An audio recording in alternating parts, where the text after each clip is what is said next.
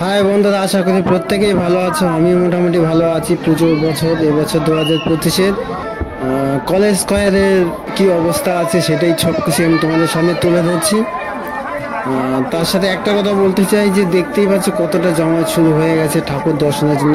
প্যান্ডেলে সেরকম কিছুই হয়নি, কিন্তু তার থেকে সন্তোষকে অনেক বেটার এবছর।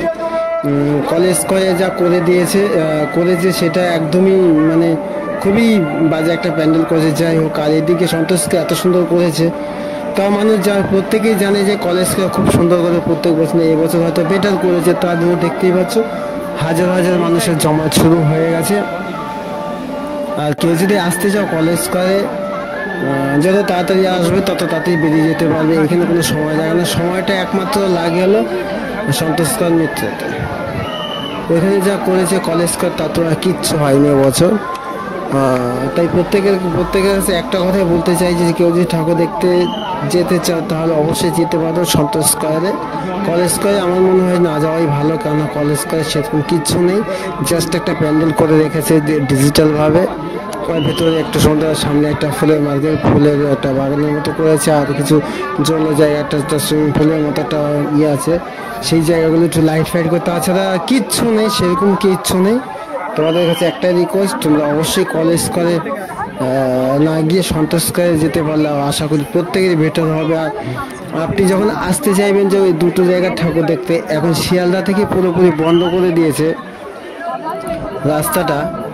যে আপনাকে আসতে গেলে এই সন্তোষ করে ঠাকুর দেখতে গেলে আপনাকে সোজা আসতে হবে শিয়ালদা হয়ে, ওই মানে আপনাকে 1.5 কিলোমিটার রাস্তা হেঁটে এসে কলেজ স্কয়ার হয়ে তারপরে আপনাকে প্রবেশ করতে হবে সন্তোষ স্কয়ার মিত্র। ঠিক আছে, ওখানে ঢুকতে গেলে অনেকটা জার্নি হয়ে যাবে। যেখানে শিয়ালদা থেকে 5 মিনিটের রাস্তা, সেখানে তোমাকে 4 ঘন্টা হাঁটতে হবে। 4 ঘন্টা যদি হাঁটতে পারো তাহলে কলেজ স্কয়ার এবং সন্তোষ স্কয়ারে ঠাকুর দর্শন করতে পারবেন, অর্থাৎ দেখতে পারবেন। তাই প্রত্যেককে একটা কথাই বলতে, যত তাড়াতাড়ি পারো বিকেলের আগে যত তাড়াতাড়ি বেরিয়ে আসা যায়। আর যদি ভাবো যে লাইট ফাইট এটা ওটা দেখবে, তাহলে একটা কথাই বলবো, বিকেল 5টার মধ্যে ঠাকুর দেখে বেরিয়ে আসো। লাইট ফাইট সব কিছু পাবে, একটু অন্ধকার হয়ে যায়। আর 6টার মধ্যে যেতে পারলে তো কোনো কথা নেই, অসাধারণ একটা পরিবেশ থাকবে, যেখানে হাজার হাজার মানুষের প্রত্যেকে ব্যস্ত হয়ে যায় ওখান থেকে ঠাকুর দর্শন করে যত তাড়াতাড়ি বেরিয়ে আসার জন্য।